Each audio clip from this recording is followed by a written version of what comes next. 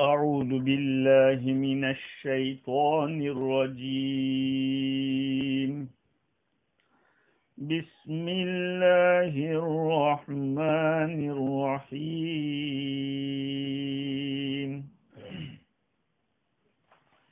وإن تطع أكثر من في الأرض يضلوك عن سبيل الله إن يتبعون إلا الظن وإن هم إلا يخرصون.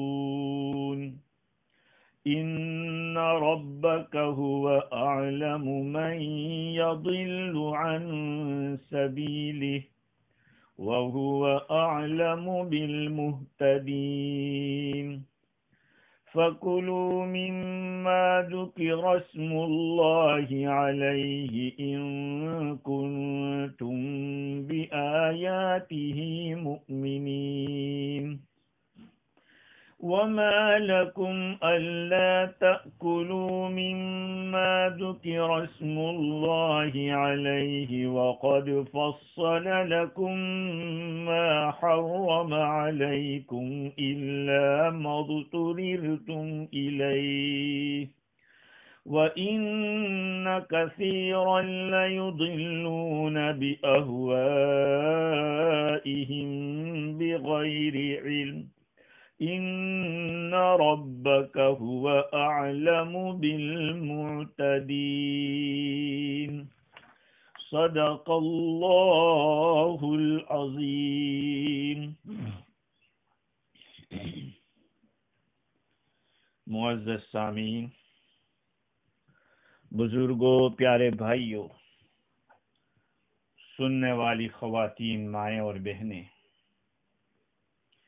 گزشتہ مجلس کے اندر آپ حضرات کی خدمت میں قرآن مجید کی ان آیات کی تفسیر بیان کی گئی تھی جن میں حق جل وعلا نے قرآن مجید کے اوصاف بیان کیے تھے. بقول حکیم الامت مجدد ملت مولانا اشرف علی تھانوی رحمۃ اللہ علیہ کے قرآن مجید کے 6 کمال بیان کیے، اور ان 6 کمالوں کو تفسیر بیان القرآن کے اندر اس طرح سے ضبط کیا کہ کمال کی 2 قسمیں ہیں، ایک ذاتی کمال اور دوسرا اضافی کمال.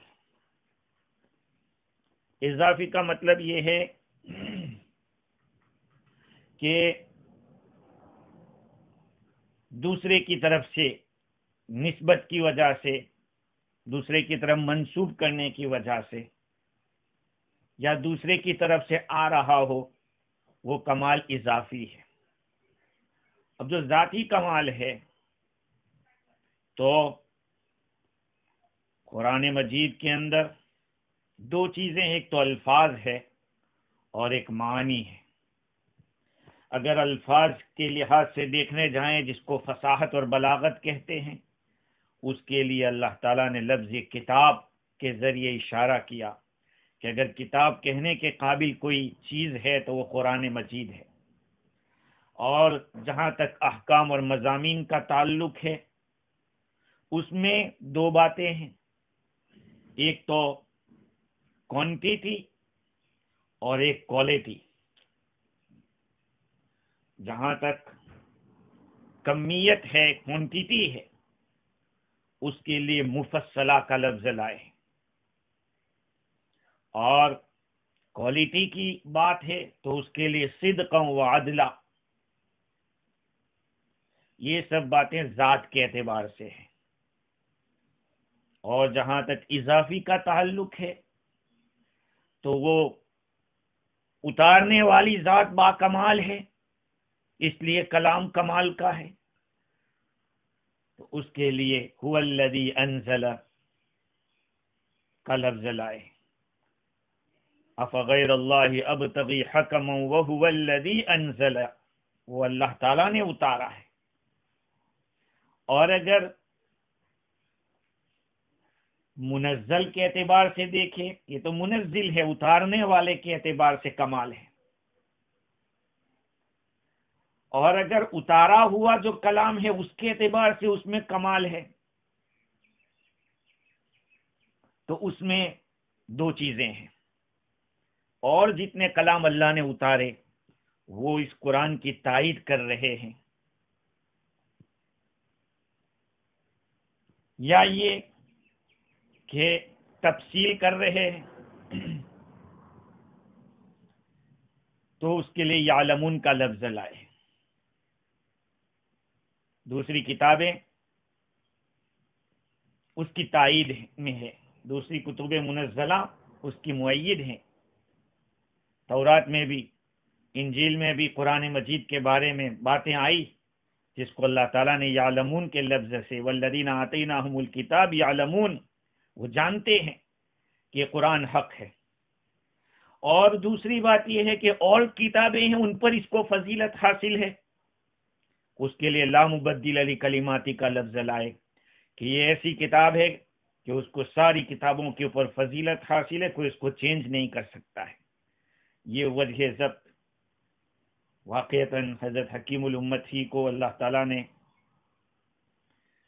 ایسا ملکہ عطا فرمایا تھا جنہوں نے بڑے اچھے انداز میں اس کو سمجھایا۔ اللہ تعالیٰ ان کے درجات کو بلند فرمائے، جزائے خیر عطا فرمائے امت کی طرف سے۔ خیر، آج جن آیات کریمہ کی تلاوت کی گئی ہے ان آیات میں پہلی آیت ہے وَإِن تُطِعْ أَكْثَرَ مَنْ فِي الْأَرْضِ يُضِلُّوكَ عَنْ سَبِيلِ اللَّهِ إِن يَتَّبِعُونَ إِلَّا الظَّنَّ وَإِنْ هُمْ إِلَّا يَخْرُصُونَ۔ اگر آپ ان میں سے اکثر لوگوں کی اطاعت کریں گے جو زمین کے اندر ہیں، زمین میں رہنے والے لوگوں میں سے اکثر لوگوں کی اطاعت کرو گے تو وہ آپ کو گمراہ کر دیں گے اللہ کی راہ سے۔ إِن يَتَّبِعُونَ إِلَّا الظَّنَّ، اس لیے کہ وہ لوگ تو صرف اپنے خیال ہی کا اتباع کرتے ہیں، اپنے خیال ہی پر چلتے ہیں۔ وَإِنْ هُمْ إِلَّا يَخْرُصُونَ، اور وہ تو اٹکل ہی کے ٹکے مارتے ہیں۔ إِنَّ رَبَّكَ هُوَ أَعْلَمُ مَنْ يَضِلُّ عَنْ سَبِيلِهِ، تیرا رب خوب جانتا ہے ان لوگوں کو جو اس کے راستے سے بھٹکتے ہیں۔ وَهُوَ أَعْلَمُ بِالْمُهْتَدِينَ، اور وہ خوب جانتا ہے ہدایت یافتہ لوگوں کو۔ ان آیتوں کا ماقبل سے تعلق یہ ہے کہ اللہ سبحانہ و تعالی نے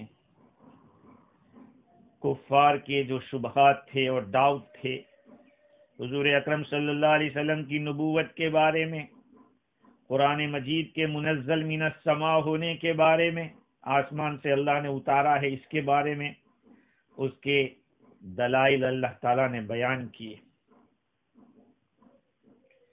جب دلائل واضح طور پر آ گئے، شبہات کو ختم کر دیا گیا، جب حجت کے ظاہر ہو جانے کے بعد عقل مند آدمی کو چاہیے کہ ان کافروں کی واہیات باتوں کی طرف توجہ نہ کرے۔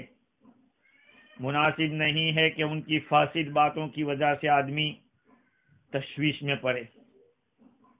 اسی کو اللہ تعالیٰ نے ان پہلی آیت میں فرمایا وَإِن تُطِعْ أَكْثَرَ مَنْ فِي الْأَرْضِ يُضِلُّوكَ عَنْ سَبِيلِ اللَّهِ، اگر آپ ان میں سے اکثر لوگوں کا اتباع کریں گے جو زمین کے اندر ہیں تو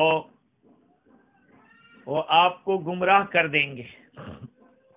مطلب یہ ہے کہ نبی جی آپ ان لوگوں کی باتوں سے مرعوب نہ ہو اور ان لوگوں کی باتوں پر کان نہ دھریں۔ قرآن مجید میں اس مضمون کو اللہ تعالیٰ نے الگ الگ انداز میں بیان کیا۔ حافظ ابن کثیر رحمت اللہ علیہ فرماتے ہیں کہ اللہ تعالیٰ نے اس آیت میں خبر دی ہے کہ زمین والوں میں اکثر لوگوں کا حال یہ رہتا ہے کہ وہ گمراہ ہوتے ہیں. بنی آدم، حضرت انسان، اکثر جو زمین میں جو رہنے والے ان میں سے اکثر لوگ گمراہی پر ہوتے ہیں. جیسے وَلَقَدْ ضَلَّ قَبْلَهُمْ أَكْثَرُ الْأَوَّلِينَ، یقیناً ان سے پہلے لوگوں کے اکثر لوگ گمراہ ہو گئے. اور دوسری جگہ اللہ فرماتے ہیں وَمَا أَكْثَرُ النَّاسِ وَلَوْ حَرَصْتَ بِمُؤْمِنِينَ، اور ان لوگوں میں سے اکثر لوگ ایمان لانے والے نہیں، اگرچہ آپ لالچ رکھتے ہو. آپ تو چاہتے ہیں دل سے کہ سب ایمان میں داخل ہو جاؤ. اللہ تعالیٰ فرماتے کہ اکثر نہیں لائیں گے ایمان. خیر، اللہ تعالیٰ نے اس آیت کریمہ میں بقول امام راضی کے کہ یہ بات بتلائی ہے زمین والوں میں اکثر و بیشتر لوگ گمراہ ہوں گے. یہاں تو گمراہ کرنے والا بتایا ہے. وَإِن تُطِعْ أَكْثَرَ مَنْ فِي الْأَرْضِ، اگر آپ اطاعت کریں ان لوگوں میں سے اکثر لوگوں کی جو زمین میں ہے، یُضِلُّوکَ، وہ آپ کو گمراہ کر دیں گے اللہ کے راستے سے. تو بھائی گمراہ تو کب کرے گا؟ خود گمراہ ہوگا تب نے. پہلے گمراہی آتی ہے اور یہ گمراہی بہت زیادہ بڑھ جاتی ہے، آدمی دوسروں کو گمراہ کرتا ہے. یہاں جن لوگوں کا تذکرہ ہوا ہے گمراہ کرنے والے کون لوگ ہیں، امام راضی نے لکھا کہ وہ 3 قسم کے ہو سکتے ہیں. ایک تو وہ جن کا تعلق، جن کی بات الہیات سے متعلق ہوگی. بھئی اللہ تو ایک ہی ہے، اب اس کے سوا جتنے بھی اقوال ہوں گے وہ سب باطل ہوں گے، حق بات ایک ہی ہوگی ہے. اب اس میں وہ بات بھی آ گئی، شرک بھی آ گیا. اسی طرح سے زنادقہ، زندی قسم کے لوگ جو جناتوں کو اللہ کا شریک مانتے تھے وہ بھی آ گئے. ستاروں کی پوجا کرنے والے بھی آ گئے، بتوں کی پوجا کرنے والے سب اس میں آ گئے. اور دوسرا گروہ وہ ہوگا جن کی بحث یا جن کی گفتگو نبوت کے بارے میں ہوگی، یا تو نبوت ہی کا انکار کر دیں گے کہ کیا ضرورت ہے نبوت کی.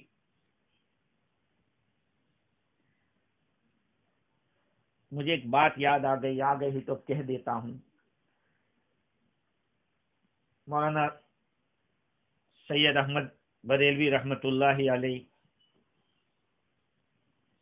بریلی، رائے بریلی کے سید احمد رحمت اللہ علیہ جو تھے، وہ ایک دفعہ ہندوؤں کے میلے کے اندر دعوت دینے کے لیے پہنچے تو اپنے ساتھیوں سے بتایا کہ دیکھو کوئی کام کے آدمی مل جائے تو ان کو تلاش کرو. تو ایک آدمی کو دیکھا، ان کے ساتھیوں نے سمجھ گئے کہ یہ کام کا آدمی ہے. تو حضرت کے پاس گئے، کہا کہ ایک آدمی ہمیں ملا ہے. کہا چلو چلتے ہیں. وہ تھا ننگا، بدن پہ کپڑے نہیں تھے. جب اس نے ان لوگوں کو دیکھا تو اپنے بدن پہ کپڑے ڈال دیے اور اس کو دعوت دینے لگی. تو کہا کہ میں تو موحد ہوں، میں اللہ کو مانتا ہوں. تو کہا پھر نبی کی کیا ضرورت ہے؟ کہا کہ نبی کی ضرورت نہیں. تو شیخ نے اپنا ہاتھ ایک طرف کیا اور ادھر سے کوئی اللہ تعالیٰ نے ایسی مدد کی، کرامت ظاہر فرمائی کہ ان کے ہاتھ میں پھل آیا اور اس کو دکھایا. اس نے بھی اپنا ہاتھ کیا اور پھل نکالا. وہ اللہ کو مانتا تھا، توحید کا قائل تھا. پھر شیخ نے اپنا ہاتھ بڑھایا تو ایک پیالی آئی اور اس پیالی کے ساتھ ایک چاقو آیا. اس نے بھی اس طرح سے ہاتھ کیا اور غیب سے ایک پیالی کو اور چاقو کو لایا. حضرت نے اپنی ایک رگ کو قصد لگوایا، اس میں سے خون نکالا اس پیالی کے اندر. اس نے بھی اس طرح کیا. پھر حضرت نے اپنا جو پیالی تھی اس کو مٹی میں چھپا دیا. اس نے بھی اسی طرح کیا. تھوڑی دیر کے بعد حضرت نے اپنی پیالی کو نکالا تو اس نے بھی نکالا. اب جو سونگا گیا تو حضرت کی پیالی کا جو بلڈ تھا اس میں ایک دم مشک جیسی، مشک سے زیادہ خوشبو تھی، بہت زیادہ اس میں خوشبو بھڑک رہی تھی. اور اس کا جو بلڈ تھا اس میں سے ایک دم بدبو آ رہی تھی. شیخ نے فرمایا کہ دیکھو ابھی تو تجھے نبی کی ضرورت نہیں ہے، لیکن قبر میں جانے کے بعد ضرورت پڑے گی. اس کے دل میں بات اتر گئی اور اس نے کلمہ پڑھ لیا، وہ ایمان میں داخل ہو گیا.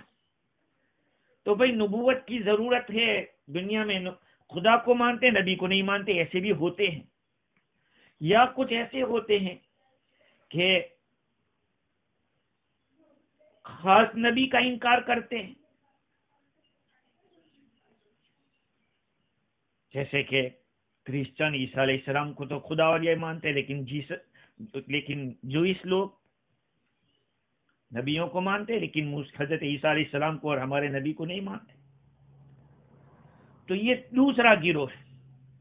اور تیسرا گروہ وہ ہے جو احکام کا انکار کرتا ہے، جیسے کہ کفار مختلف قسم کے جانوروں کو حرام سمجھتے تھے، اپنی طرف سے مردار کو حلال سمجھتے تھے. تو امام رازی کا کہنا یہ ہے کہ یہ جو اختلافات ہیں وہ تین قسم کے الہیات میں ہوں گے، نبوت اور نشر کے بارے میں ہوں گے. بعض لوگ قیامت کا انکار کرتے ہیں.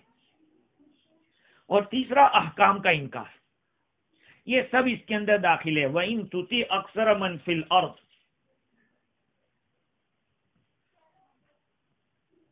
يُضِلُّوكَ عَنْ سَبِيلِ اللَّهِ، وہ آپ کو اللہ کے راستے سے گمراہ کر دیں گے، بھٹکا دیں گے.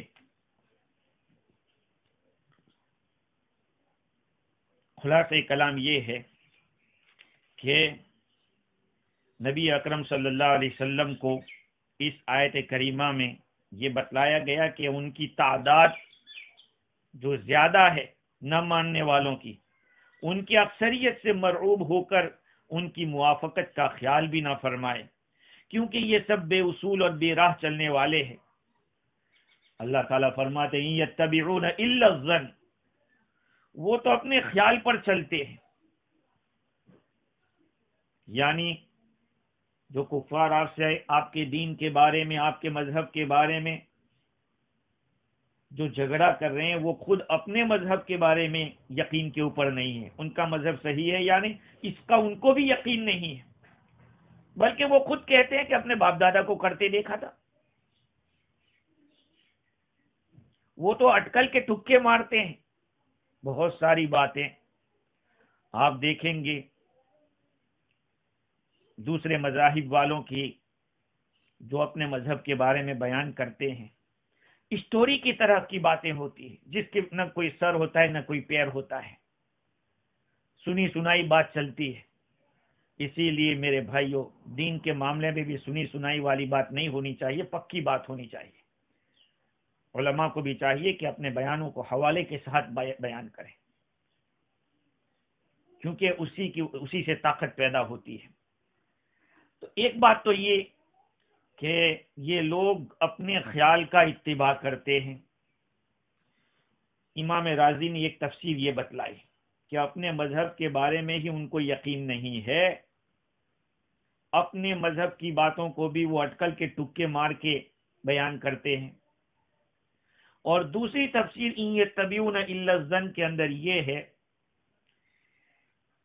کہ جس کو اکثر مفسرین فرماتے ہیں ان لوگوں کا گمان کا اتباع کرنے کا مطلب یہ ہے کہ جب ان کو اپنے مذہب کو ثابت کرنے کی بات آپ کہیں گے تو وہ یہی جواب دیں گے کہ ہم تو اپنے اسلاف کے طریقے پہ ہیں، ان کی تقلید کرتے ہیں، کوئی خاص علت نہیں کر سکیں گے، ان کے پاس کوئی ایسا پروف نہیں ہوگا کہ فلانی کتاب کے اندر یہ بات لکھی ہے۔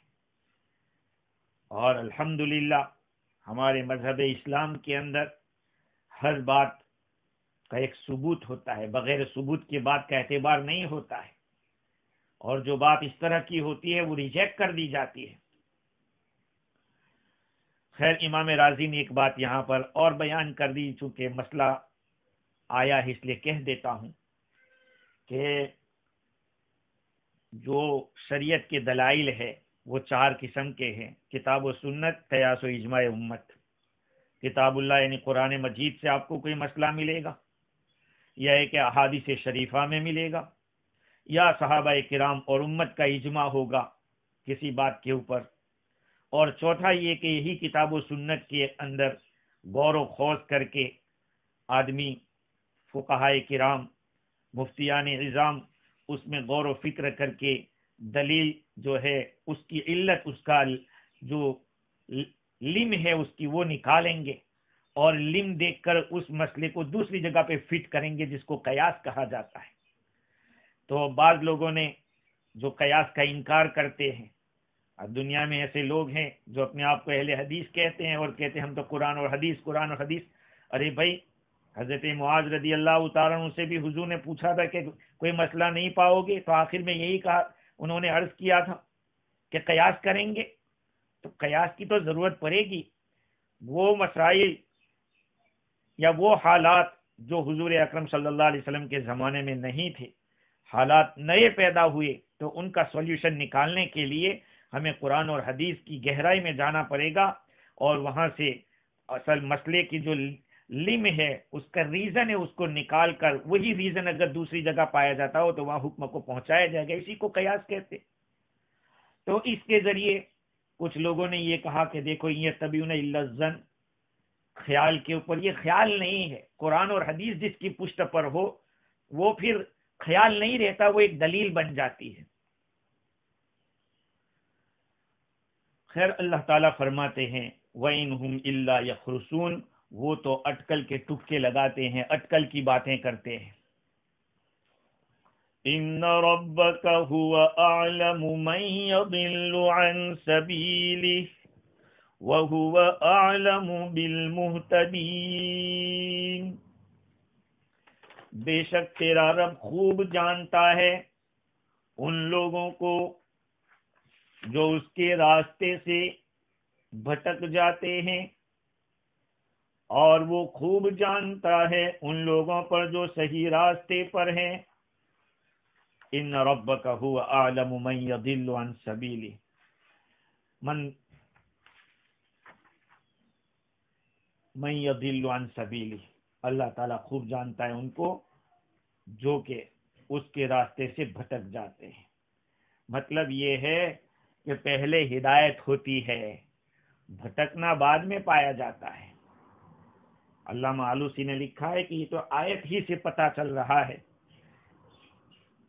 باقی حدیث میں تو ہے ہی اپنی جگہ، کل مولود یولد علی الفطرہ، ہر بچہ فطرت اسلام کے اوپر پیدا ہوتا ہے، پھر اس کے گھر والے اس کو یہودی، نصرانی اور مجوسی بنا دیتے ہیں، یہ تو ہے، لیکن گمراہی بعد میں آنے والی چیز ہے جو انسان خود لاتا ہے، ورنہ بچہ پیدا ہوتا ہے اسلام کے اوپر، فطرت اسلام کے اوپر۔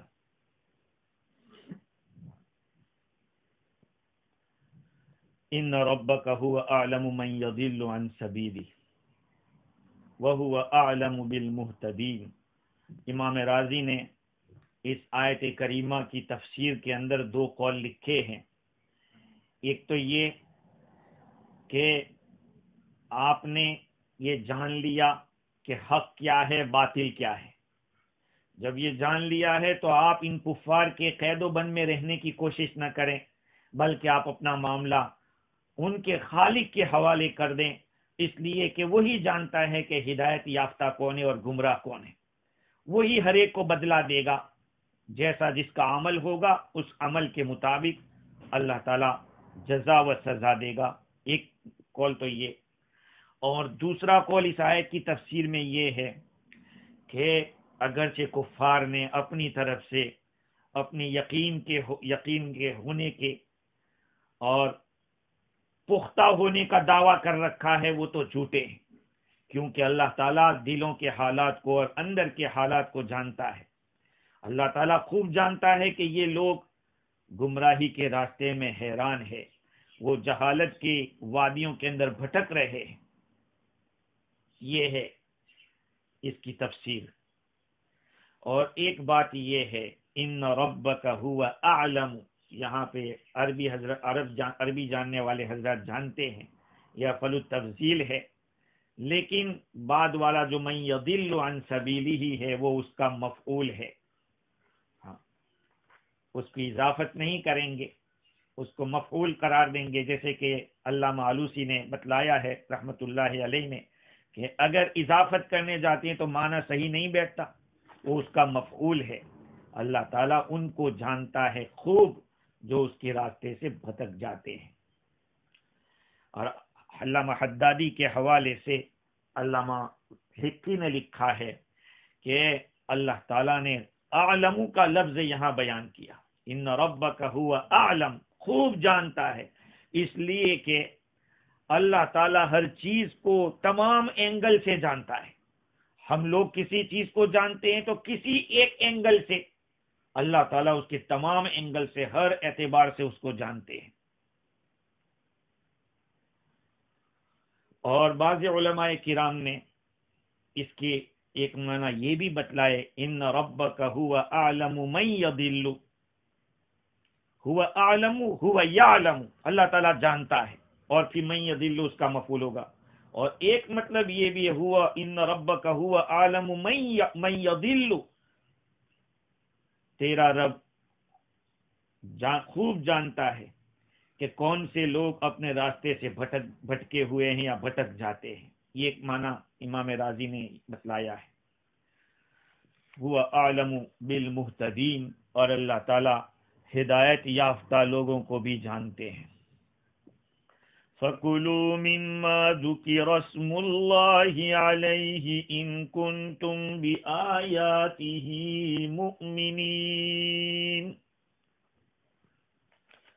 سو تم کھاؤ اس جانور میں سے جس پر اللہ کا نام لیا گیا ہے، اگر تم کو اللہ کے حکموں پر یقین ہے، تمہارا ایمان ہے. بات چل رہی تھی ان لوگوں کے ساتھ جو حضور اکرم صلی اللہ علیہ وسلم کے زمانے کے اندر کفار تھے اور آپ صلی اللہ علیہ وسلم کے سامنے الٹی سیدھی باتیں کرتے تھے. اس کے بارے میں بات چل رہی تھی. اللہ نے فرمایا کہ خوب جانتا ہے ان کو. اچانک بات آ گئی کھانے کی کہ جس پر اللہ کا نام لیا گیا اس میں سے کھائیے اگر تم اللہ کے آیتوں پر یقین رکھتے ہو، اللہ کے حکموں کے اوپر یقین رکھتے ہو. تو اس آیت کریمہ کا ما قبل سے تعلق اس طرح سے ہوتا ہے کہ اللہ تعالیٰ نے گمراہ کرنے والوں کا اتباع کرنے سے منع کیا. یہ گمراہ کرنے والوں کے کام کیا تھے؟ حرام کو حلال قرار دینا اور حلال کو حرام قرار دینا. وہ جب مسلمانوں کو دیکھتے تھے تو یہ کہتے تھے کہ تم لوگ تو عجیب قسم کے ہو، اللہ تعالیٰ کی عبادت بھی کرتے ہو اور اللہ جس کو قتل کرتا ہے، مار ڈالتا ہے، اس کو کھانے کو حرام کہتے ہو، اور جس کو تم قتل کرتے ہو اس کو تم حلال کہتے ہو. بھائی جانور اپنی موت مر جاتا ہے تو وہ حرام ہو جاتا ہے. قرآن مجید میں ہے حرمت علیکم المیتۃ والدم، کئی جگہ پر آیا مردار کو کھانا حرام کیا گیا ہے. کھانا حرام، بیچنا حرام، استعمال کرنا حرام، سب چیزیں آ گئی، مردار کو حرام قرار دیا. تو ان کا سوال یہ تھا کہ آپ لوگ عجیب معاملہ کرتے ہو، جو چیز اللہ نے ماری ہے وہ تو حرام اور تم نے ماری ہے وہ حلال۔ اللہ تعالیٰ نے اس آیت کریمہ کے اندر اسی نہیں کے اوپر جو آپ صلی اللہ علیہ وسلم کو منع کیا تھا کہ ان میں سے اکثر لوگوں کی اطاعت نہ کریں، وہ آپ کو گمراہ کر دیں گے، یہ امت کو بھی اشارہ ہے اس بات کی طرف کہ ان کی باتوں پر چلنے جائیں گے تو برباد ہو جائیں گے۔ ان باتوں میں سے ایک بات یہ بھی ہے کہ وہ حلال اور حرام کے بارے میں گڑبڑ کرتے تھے۔ اللہ نے فرمایا فَكُلُوا مِمَّا ذُكِرَ اسْمُ اللَّهِ عَلَيْهِ، تم اس میں سے کھاؤ جس پر اللہ کا نام لیا گیا ہے، اگر تم اللہ کی آیتوں پر ایمان رکھتے ہو۔ اس مقام کے اوپر علامہ آلوسی رحمۃ اللہ علیہ نے مختلف شان نزول بیان کیے کہ یہ آیت کیوں نازل ہوئی۔ چنانچہ مفسر واحدی کے حوالے سے لکھا کہ مشرکین نے یہ کہا تھا کہ یا محمد اخبرنا عن الشاة اذا ماتت من قبلها، اس بکری کا حکم بتائیے جو اپنے طور پہ مر گئی ہو۔ آپ صلی اللہ علیہ وسلم نے فرمایا کہ اللہ قتلها، اللہ تعالیٰ نے اس کو موت دی ہے۔ انہوں نے کہا کہ اس کا یہ مطلب کہ فتزم انت ما قتلت انت واصحابك حلال وما قتل الصقر والكلب حلال وما قتله الله حرام، کہ اس کا تو یہ مطلب بھی کہا کہ آپ کا دعویٰ یہ ہے کہ جو آپ قتل کریں یا آپ کے ساتھی قتل کریں وہ تو حلال، یا چیل پرندہ جو ہے یا کتا ہے بسم اللہ بول کے اس کو بھیجا جائے جس کو ذبح اضطراری کہتے ہیں، اگر وہ اس کو لے کر آوے زخم کر کے اور مر جاوے وہ حلال، اور جس کو اللہ قتل کرے وہ حرام۔ اللہ تعالیٰ نے یہ آیت کریمہ نازل فرمائی فَكُلُوا مِمَّا ذُكِرَ اسْمُ اللَّهِ عَلَيْهِ إِن كُنتُم بِآيَاتِهِ مُؤْمِنِينَ۔ اور حضرت اکرمہ فرماتے ہیں کہ مجوسی آگ کی پوجا کرنے والے جب مسلمانوں کے لیے اللہ تعالیٰ کا حکم آیا کہ مردار کو کھانا حرام ہے تو ان لوگوں نے مجوسیوں نے قریش کے مشرکین کو یہ لکھا، زمانے جاہلیت میں ان میں دوستی تھی، تعلقات تھے اور میں خط و کتابت رہتی تھی، تو انہوں نے یہ لکھا کہ دیکھو یہ محمد صلی اللہ علیہ وسلم اور ان کے ساتھی یہ دعویٰ کرتے ہیں کہ اللہ کے حکم کا اتباع کرتے ہیں وہ لوگ، اور ان کا حال تو یہ ہے کہ خود ذبح کرتے ہیں وہ حلال اور اللہ جس کو ذبح کرے وہ حرام۔ تو یہ بات مسلمانوں میں سے کچھ لوگوں کے دلوں میں آئی کہ عجیب بات، یہ وہی شبہ تھا ایک قسم کا ان لوگوں نے ڈالا تھا۔ تو جیسے آج کل بھی ایسا ہوتا ہے، کوئی بات آ جاتی ہے تو قصہ کہانی ہو اس کو بھی علم سمجھتے ہیں۔ اتنی تو آج اللہ تعالیٰ معاف فرمائے کہ ایسی جہالت ہے کہ قرآن اور حدیث کو تو علم نہیں سمجھتے، ان کو قصے کہانیاں سناتے رہو اس کو علم سمجھتے ہیں۔ تو ان لوگوں نے صحابہ کرام میں سے جب کسی نے سنا، ان کے دلوں میں کوئی بات آئی تو اللہ تعالیٰ نے یہ آیت نازل فرمائی۔ اور ایک روایت امام ابو داؤد اور امام ترمذی رحمہم اللہ نے نقل کی ہے، اور امام ترمذی نے اس روایت کو حسن قرار دیا۔ حضرت ابن عباس رضی اللہ عنہما فرماتے ہیں کہ یہود حضور اکرم صلی اللہ علیہ وسلم کے پاس آئے اور ان لوگوں نے کہا کہ اَنَأْكُلُ مِمَّا قَتَلْنَا وَلَا نَأْكُلُ مِمَّا يَقْتُلُ اللَّهُ، کیا ہم جس کو قتل کریں اس میں سے ہم کھا سکتے ہیں اور جس کو اللہ قتل کرے اس کو نہیں کھا سکتے؟ اللہ تعالیٰ نے اس آیت کریمہ کے اندر اس کا جواب دیا ہے، جس کا مطلب یہ ہے کہ تم اس جانور میں سے کھاؤ جس کے ذبح کے وقت اللہ کا نام لیا گیا ہو۔ اب جس کے اوپر اللہ کے علاوہ کسی اور کا نام لیا گیا ہے خاص طور پر وہ نہیں کھا سکتے، یا اللہ کے نام کے ساتھ کسی اور کو بھی ملایا ہے اس کو بھی نہیں کھا سکتے، یا جو جانور اپنی موت مرا ہے وہ بھی نہیں کھا سکتے۔ یہ ساری باتیں اس لیے کہی جا رہی ہے کہ یہاں ایک امام راضی نے سوال قائم کیا کہ کفار قریش اللہ کے نام پر جو ذبح کیا جائے اس کو تو جائز کہتے تھے، لیکن مردار کو بھی جائز کہتے تھے، یہاں اللہ تعالیٰ نے جو اس کے نام پر ذبح کیا جائے اس کو تو جائز کہا، مردار کا تو تذکرہ ہی نہیں ہوا. اس کا یہ مطلب کہ جس چیز کو ضروری، جو بیان کرنا ضروری تھا اس کو نہیں بیان کیا، اور جس کو بیان نہ کرنا ضروری تھا اس کو بیان کر دیا. تو اس کا جواب یہ ہے کہ اللہ کے نام پر جو ذبح کیا گیا، اگر وہ لوگ اس کو حرام کہتے ہو تب تو پھر کوئی بات نہیں، یہ جواب اس کے اندر آ جائے گا. اب مردار کا ذکر یہاں کیوں نہیں؟ تو وہ تو دوسری جگہ اللہ تعالیٰ نے فرمایا ہے وَلَا تَأْكُلُوا مِمَّا لَمْ يُذْكَرِ اسْمُ اللَّهِ عَلَيْهِ، اس جانور میں سے مت کھاؤ جس کے اوپر اللہ تعالیٰ کا نام نہ لیا گیا ہو.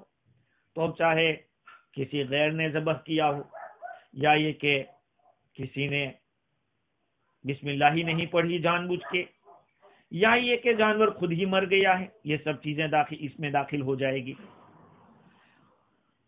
یا آیت کا مطلب یہ ہوگا کہ تمہارا کھانا صرف اسی کے اوپر رکھو کہ جس پر اللہ کا نام بولا گیا ہے، بس اس کو کھاؤ، اس کے ماں سوا کو مت کھاؤ. تو ساری باتیں آ جائے گی. فَكُلُوا مِمَّا ذُكِرَ اسْمُ اللَّهِ عَلَيْهِ إِن كُنتُم بِآيَاتِهِ مُؤْمِنِينَ. امام تفسیر روح البیان کے اندر حکی نے لکھا ہے کہ فَكُلُوا مِمَّا ذُكِرَ اسْمُ اللَّهِ کے اندر اشارہ اس بات کی طرف ہے کہ ایمان کی نشانیوں میں سے ہے کہ تم کھانا کھاؤ تو شریعت کے حکم سے کھاؤ، اپنی طبیعت کی موافقت سے مت کھاؤ. آج تو ہوتا یہ ہے کہ مزہ کس میں آتا ہے، اسی لیے تو دوسرے ملکوں میں KFC اور پتہ نہیں کیا کیا چیزیں، ناندوز، اور اس کے جھگڑے ہو رہے ہیں. ارے بھائی سیدھی سی بات ہے، دع ما یریبک الی ما لا یریبک، ڈاؤٹ فل کو چھوڑو اور جو کلین ہے اس کو لو، جو ڈاؤٹ فل نہیں ہے اس کو پکڑو. دنیا جانتی ہے، دنیا کی قومیں جانتی ہے کہ اس قوم کا دار و مدار غذا کے اوپر ہے. ان کو حرام کھلا دیں گے، ڈاؤٹ فل کھلا دیں گے تو ان کے اعمال کس طرح کے ہو جائیں گے، وہ جانتے ہیں. اس لیے اس طرح کی باتیں کی جاتی ہیں. خیر، اللہ تعالیٰ نے اس آیت کریمہ کے اندر حکم دیا فَكُلُوا مِمَّا ذُكِرَ اسْمُ اللَّهِ عَلَيْهِ، تم کھاؤ اس میں سے جس کے اوپر اللہ تعالیٰ کا نام لیا گیا ہو. یہ حکم تو اجازت دی ہے، اجازت دی گئی ہے کہ تم کھاؤ، اور یہ تو مومن اور غیر مومن سب کے حق کے اندر ہے. لیکن پھر اللہ تعالیٰ نے ان کنتم بآیاتہ مؤمنین اسے شرط لگا دی. مطلب یہی ہے کہ تمہارا کھانا اسی کے اوپر منحصر ہونا چاہیے. اگر گوشت کھاتے ہیں تو کہ جس پر اللہ کا نام لیا گیا ہو، اگر تم اللہ کے احکام کو ماننے والے ہو تو تم اسی کو کھاؤ. تو سب تفسیر روح البیان کے اندر یہ بات لکھی ہے کہ دنیا کے اندر اہل ہوا مختلف قسم کے ہیں. جیسے اوپر بات آئی تھی کہ اگر ان لوگوں کی بات کو ماننے جائیں گے تو وہ آپ کو گمراہ کر دیں گے. تو دنیا میں اہل ہوا، خواہشات کے پیچھے چلنے والے الگ الگ قسم کے لوگ ہیں. معتزلہ بھی ان میں سے، شیعہ بھی ان میں سے ہے، حالانکہ وہ اہل قبلہ میں سے، کیونکہ وہ اہل سنت والجماعت کے مخالفت کرتے ہیں. قرآن اور حدیث کے معنی کے بتلانے میں وہ تعویل کرتے ہیں، اس طرح سے لوگوں کو گمراہ کرتے ہیں جیسے کہ کفار اور مشرکین گمراہ کرتے ہیں. اللہ تعالیٰ نے قرآن مجید کے اندر جو الفاظ بیان کیے ہیں اس کے ایک کھلے معنی ہوتے ہیں، اور کچھ معنی ایسے ہوتے ہیں جو اشارے ہوتے ہیں. تو ز قرآن پی سر ظاہر مبی دیو آدم را نبی ند جز کتی. تو قرآن مجید میں سے یہ لڑکے صرف ظاہر کو مت دیکھ. یہ دیو آدم، دیو کے معنی یہاں آتے ہیں شیطان، جنات. کیونکہ میرے گاؤں کے اندر یہ پوری ایک سرنیم تھی دیو آدم، وہ مرحوم ہو گئی. دیو آدم، دیو کے معنی شیطان، آدم کے معنی حضرت آدم علیہ السلام یا حضرت انسان. شیطان جب انسان کو دیکھتا ہے تو صرف مٹی دیکھتا ہے، وہ یہ نہیں دیکھتا کہ اندر کیا ہے. یہ ایسا ہے. ظاہر قرآن تو شخص آدمی کہ نقوشش ظاہر و جانش خفیس. بھئی قرآن کا ظاہر تو جیسے کہ آدمی کی شخصیت ہے وہ ہے. دیکھو قرآن کے نقوش اوپر ہے، ظاہر میں ہے، اور اس کی جو جان ہے وہ پوشیدہ ہے. تو علماء کرام لکھتے ہیں کہ اشارہ قرآن مجید کے الفاظ کے سوا کچھ باتیں اس طرح کی ملتی ہے جس میں اشارہ کیا گیا ہے. تو اس آیت کریمہ کے اندر اشارہ اس بات کی طرف ہے کہ گمراہ کرنے والے لوگ ان لوگوں کا اتباع نہ کریں. تو گمراہ کرنے والے کھلے تو یہی ہے کفار اور مشرکین، لیکن بد عقیدہ لوگ بھی ایک قسم کے گمراہی پھیلانے والے وہ بھی ہیں. حضرت بہلول کا ایک قصہ یہاں پہ لکھا کہ ایک مرتبہ بصرہ کے راستے سے تشریف لے جا رہے تھے، بچے کھیل رہے تھے اخروٹ کے ذریعے اور بادام کے ذریعے. دیکھا ایک بچہ ان کو دیکھ رہا ہے اور رو رہا ہے. حضرت بہلول رحمت اللہ علیہ نے فرمایا کہ بچے تجھے افسوس ہے کہ تیرے پاس بادام اور یہ اخروٹ نہیں ہے کہ تو کھیلتا نہیں، یہ لوگ کھیل رہے ہیں اس سے.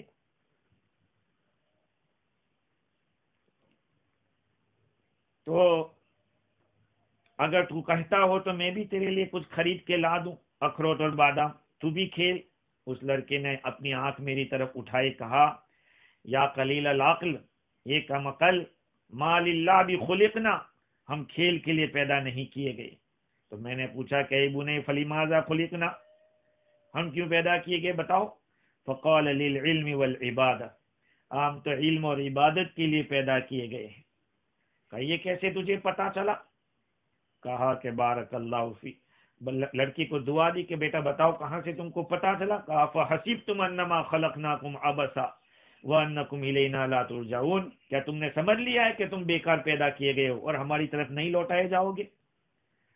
تو اس قصے کو کہہ کر تفسیر روح البیان میں یہ بات بتلائی گئی ہے کہ قرآن مجید میں جو اشارے ملتے ہیں ان اشاروں کو ماننا اور اس کو پکڑنا، اس کے طریقوں اس کو اختیار کرنا، وہ ایسا نہیں ہے جیسے کہ گمراہ کرنے والے گمراہ کے اندر مبتلا، گمراہی میں مبتلا کرنے والوں کی تقلید کرتے ہیں. ایسا نہیں ہے. اس لیے کہ گمراہی پھیلانے والے انہوں نے تو اپنا معاملہ ظاہر کے اوپر رکھا ہے، اندازے کے اوپر رکھا ہے، تخمینے کے اوپر رکھا ہے. اور جو اصحاب اشارات ہیں انہوں نے تو یقین کے اوپر رکھا ہے. اہل دنیا اور اہل ہوا یہ دونوں کیسے برابر ہو سکتے ہیں؟ دنیا دار، بلکہ وَقَضَى أَهْلُ الدُّنْيَا أَهْلُ ہوا، دنیا دار لوگ وہ اہل ہوا ہے، خواہش پرست ہیں. ان لوگوں کے مقابلے میں جو آخرت کی پرستار ہیں، یہ دنیا پورا کا پورے ایک خیال ہے، اور جو خیال کی اطاعت کرنے والا ہے وہ عقل مندوں کو شمار میں نہیں لاتا. یہ کفار یہ بھی اپنے خیالات پر چل رہے ہیں، مشرکین بھی اپنے خیالات پر چل رہے ہیں. تو جو اپنے خیالات پر چلتا ہو اس سے آدمی کو کنارہ کشی اختیار کرنی چاہیے. خیر، تو ابن کثیر تفسیر روح البیان میں یہ لکھا کہ ایمان کی نشانیوں میں سے یہ ہے کہ آدمی شریعت کے حکم کے مطابق کھانا کھاوے. تو دنیا میں جو کچھ بھی پرابلمز ہو رہے ہیں کھانے کے بارے میں کہ KFC حلال ہے یا نہیں ہے، یا نندوز حلال ہے یا نہیں ہے، اور بھی بہت ساری چیزیں ہیں، تو اس کے بارے میں آدمی کو سوچنا چاہیے کہ اللہ تعالیٰ نے دنیا کے اندر نعمتوں میں کوئی کمی نہیں رکھی ہے. اگر یہ حرام ہے تو حلال کو کھائیں گے، اور اگر شبہ ہے تو شبے میں پڑنے کی ضرورت نہیں ہے. فَكُلُوا مِمَّا ذُكِرَ اسْمُ اللَّهِ، کھاؤ اس میں سے جس پر اللہ کا نام لیا گیا ہو، اگر تم لوگ ایمان رکھتے ہو. آگے اللہ تعالیٰ فرماتے ہیں وما لكم ألا تأكلوا مما ذكر اسم الله عليه وقد فصل لكم ما حرم عليكم إلا ما اضطررتم إليه. کیا ہو گیا تم کو کہ تم نہیں کھاتے اس میں سے جس پر اللہ کا نام لیا گیا ہے، اور اللہ تعالیٰ تمہارے سامنے واضح کر چکا ہے ان باتوں کو جو تم پر حرام کی ہے، مگر جبکہ تم مجبور ہو جاؤ اس کے کھانے پر. وَإِنَّ كَثِيرًا لَيُضِلُّونَ بِأَهْوَائِهِمْ بِغَيْرِ عِلْمٍ، اور بہت سارے لوگ اپنی خواہشات سے بغیر تحقیق کے گمراہ کرتے ہیں. إِنَّ رَبَّكَ هُوَ أَعْلَمُ بِالْمُعْتَدِينَ، بے شک تیرا رب خوب جانتا ہے حد سے نکلنے والوں کو، حد تجاوزی کرنے والوں کو. اس آیت کریمہ کے اندر اللہ تعالیٰ نے امت کو ابھارا ہے کہ تمہیں اسی میں سے کھانا چاہیے جس پر اللہ کا نام لیا گیا ہے. اس آیت کریمہ کا شان نزول بقول علامہ آلوسی بغدادی کے یہ ہے کہ امام ابو منصور فرماتے ہیں کہ مسلمان حضور صلی اللہ علیہ وسلم کے زمانے میں حرج سمجھتے تھے اچھی اچھی چیز کھانے کو، یا اس کو یہ سمجھتے تھے کہ اچھی چیز کھانا یہ گویا کہ دنیا داری ہے، دنیا کا شوق ہے. اگر اس کو ہم چھوڑ دیں گے لذیذ کھانوں کو تو یہ دنیا سے بے رغبتی کہلائے گی. تو کچھ لوگوں نے اچھی اچھی چیزوں کے کھانے کو اس لیے چھوڑ دیا تھا اور حرج سمجھتے تھے. اللہ تعالیٰ نے اس آیت کریمہ میں یہ بتلایا کہ تمہیں کیا ہو گیا ہے کہ تم اس میں سے نہیں کھاتے جس پر اللہ کا نام لیا گیا ہو، اور تمہارے لیے اللہ تعالیٰ واضح کر چکا ہے ان چیزوں کو جو تمہارے اوپر حرام کیے. کہاں پر ہے اللہ تعالیٰ نے کس مقام کے اوپر بیان کیا ہے؟ امام رازی نے لکھا ہے کہ بہت سارے مفسرین فرماتے ہیں اس سے مراد وہ آیت ہے سورہ مائدہ میں 34 نمبر کی آیت، حرمت علیکم المیتۃ والدم ولحم الخنزیر وما أهل لغیر اللہ به والمنخنقۃ والموقوذۃ والمتردیۃ والنطیحۃ وما أكل السبع إلا ما ذکیتم وما ذبح على النصب وَأَن تَسْتَقْسِمُوا بِالْأَزْلَامِ ذَلِكُمْ فِسْقٌ. اس آیت کریمہ میں جو تفصیل بتلائی ہے وہ، لیکن یہاں ایک سوال ہوتا ہے کہ وہ آیت تو سورہ مائدہ میں ہے، اور سورہ مائدہ آخر میں اترنے والی صورتوں میں سے ہے، مدنی صورت میں سے ہے، اور جو آیت ابھی ہم پڑھ رہے ہیں سورہ انعام کی وہ تو مکی آیت ہے. تو اللہ تعالیٰ فرماتے کہ ہم تفصیل کر چکے ہیں، تو تفصیل کر چکے تو وہ تو بعد میں اتری ہے. اس لیے امام راضی کہہ رہے ہیں کہ اسی سورت کے اندر اللہ تعالیٰ نے ایک اور آیت بیان کی ہے جس کے اندر قُلْ لَا أَجِدُ فِي مَا أُوحِيَ إِلَيَّ مُحَرَّمًا عَلَى طَاعِمٍ يَطْعَمُهُ إِلَّا أَن يَكُونَ مَيْتَةً أَوْ دَمًا مَسْفُوحًا، آخر تک یہ آیت کریمہ ہے. پھر سوال ہوگا کہ یہ آیت پیچھے تو گزری نہیں ہے، وہ تو آگے آ رہی ہے.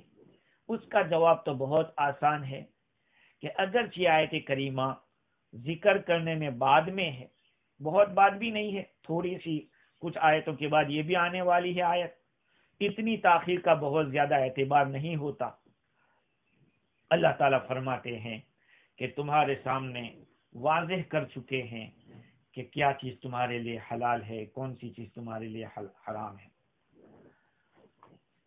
وَقَدْ فَصَّلَ لَكُمْ مَا حَرَّمَ عَلَيْكُمْ إِلَّا مَا اضْطُرِرْتُمْ إِلَيْهِ، مگر یہ کہ تم اس کو کھانے پر مجبور ہو جاؤ، یعنی جان نکلنے لگے.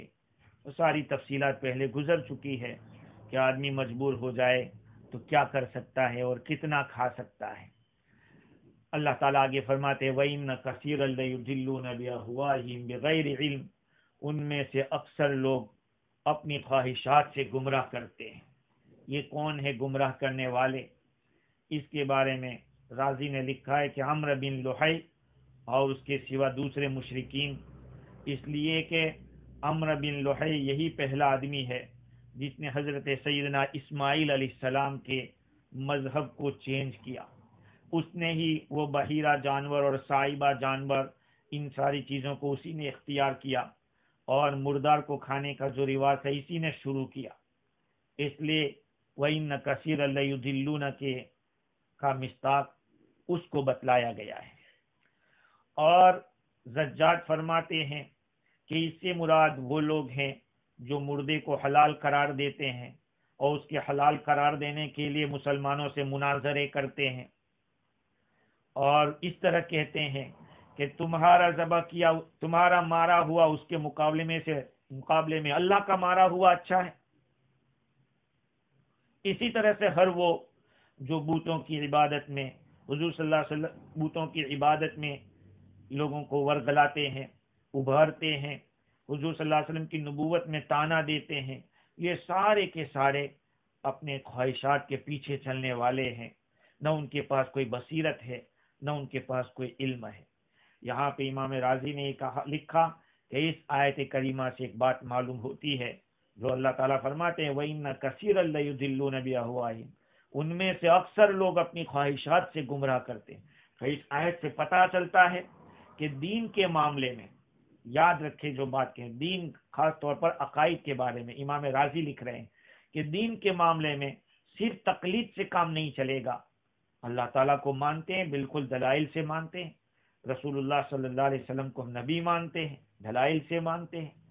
ہاں، صرف خواہش سے، شہوت سے کسی کی تقلید کو اختیار کرنا یا کسی کے پیچھے چلنا یہ کافی نہیں ہے۔ ان ربک هو اعلم بالمعتدین، بے شک تیرا رب حد تجاوزی کرنے والوں کو خوب جانتا ہے، دلوں کے اندر کیا ہے، اور دل کے اندر جو تعدی ہے، ظلم ہے، باطل کی مدد کرنے کا جذبہ ہے، حق کو چھپانے کی کوشش ہے، یہ ساری چیزیں اللہ جانتا ہے۔ جب اللہ تعالیٰ جانتا ہے تو پھر وہ بدلہ دینے پر قادر بھی ہے، تو وہ بدلہ دے گا اسی طرح سے۔ خیر، اس آیت کریمہ میں ان ربک هو اعلم بالمعتدین، اس میں اللہ تعالیٰ کی طرف سے قسم کی وارننگ بھی ہے، ڈرا بھی رہے ہیں اللہ تعالیٰ کہ جانتا ہوں، تو جانتا ہوں کا کیا مطلب؟ جیسے کسی کو کہا جائے مجھے سب پتا ہے تو کیا کرتا ہے، اس میں یہ اشارہ ہوتا ہے کہ تیرے سارے غلط کام میرے سامنے ہیں، جب موقع آئے گا تو پھر میں بتاؤں گا، اور بتانے میں وہی مطلب ہوتا ہے کہ کیا سزا دیتا ہوں۔